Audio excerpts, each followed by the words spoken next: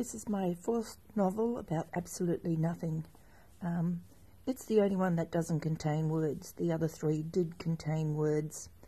And I started this a couple of weeks ago because with a lot that's been happening in the world, I'm kind of left without words to describe what's going on, to describe how I feel, to describe not seeing my family.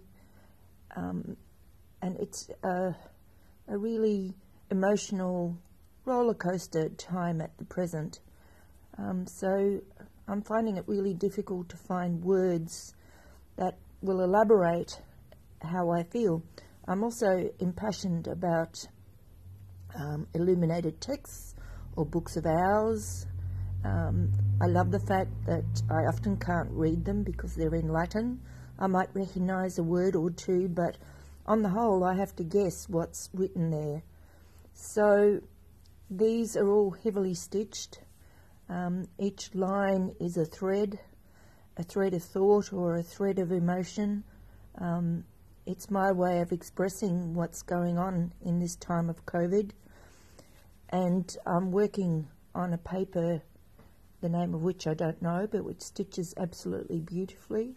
I'm also using different threads, but more often than not I'm using a woolen thread from Orifil, and it's kind of hairy, which I find really amuses me, as you know, the hairiness of lettering is another dimension to writing in a sense, and stitching is so much like writing. It isn't always perfectly straight, it isn't always perfectly neat, and so I've created margins in some.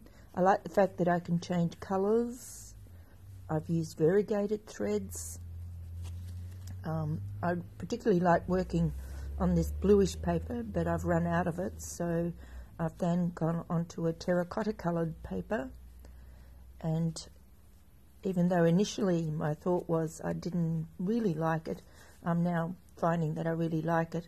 I like the fact that the back feels different to the front. The back feels like it's almost intrinsic to the paper, whereas the front is quite textured, so it's a very tactile experience to look at this book.